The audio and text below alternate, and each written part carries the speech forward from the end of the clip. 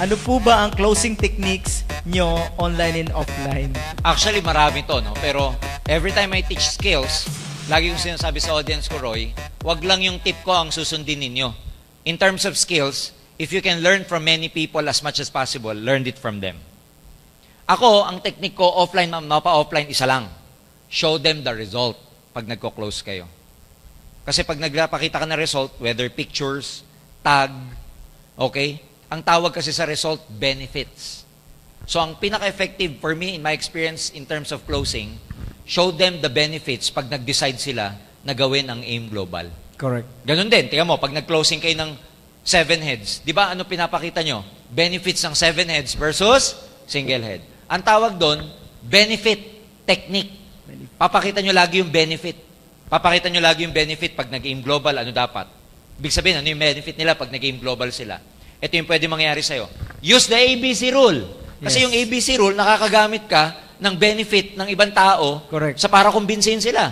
Tama. Yung videos na pinakita natin kanina, pwede nyo magamit yung pang-closing. Tama. Huwag kayong magko-closing ng hindi kayo gumagamit ng benefits. Mhm. Laging benefit kasi ganito yan. Consider lagi na ikaw yung prospect. Pag magde-decide ka, ang gusto mong makita, ano ba para sa akin dyan pag ginawa ko yan? Mhm. So by showing them the benefit, by showing them the result, parang pinapakita mo sa kanya kung ano yung magiging possible future niya pag nag-join siya. Yun. Kaya at the end of the day, laging benefit technique ang ginagamit ko nung araw. Nakakatuwa nga kasi nung nagsisimula ako, ang lagi kong dala-dala, photocopy ng check-in ng upline ko. Oh, pag sumama kayo, ito po, ito magiging check-in nyo. Ito yung check-in na upline ko. Hindi ko sinasabi yung sarili ko, wala pa akong kita eh. Yes. Pag tinanong ako, ikaw, magkano ang kinikita mo? Malaki na rin po, pero malapit na. Di ba? Iniiba ko usapan, ito po yung upline ko. Kasi nung araw, puro ano lang eh. Flip chart, naalala mo yon, yung brochure lang na di ba kaliktad? May nakikita pa akong ganun ngayon eh. Yung ano? Folder. Folder. Yes, sir. Yan, dapat meron kayong ganun. So, pwedeng masabi mo, sir, yung pag-uusapan yung part niya. Oo. Hindi ako. Huwag ka magpo-focus sa'yo. Ah. That's very wrong. Off yun eh. Meron kasi, sir, ito na kinita ko, ganito na ako, ito na.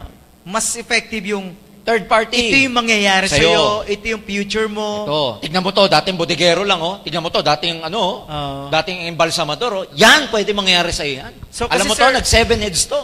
Ganun. Correct, ano? Kasi, ang tao gustong pag-uusapan yung sarili niya. Sarili niya. Hindi yung iba. Tama ba? So, pag-uusapan yung Yes. buhay niya. Lagi niyong i-enhance yung skills niyo ng pag-uusapan niyo, buhay Closing. niya. Closing. Tandaan niyo, pag-uusapan lagi siya. Anong magiging siya? Anong buhay niya after 3 years sa ginagawa to? So, puro siya. Hindi puro ako. Correct. Tama yun. Kasi sir, Diba? iba, ako eh. Tama Puro din. ako eh. Gamit ka ng result. Kaya yun, mag-isa. Oo. Laging ako. Remove the I. Di ba? So, Bato mo lagi sa kanya. yes. Ganyan ako mag-closing nun. Sir, tama po. Yung mga nag-online sa inyo, ang ginagamit, di ba mga pictures din? Puro ano? Pictures? Ng Puro ito. iba. Puro iba? third party.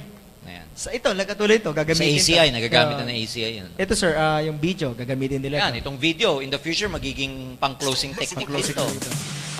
Madami ano.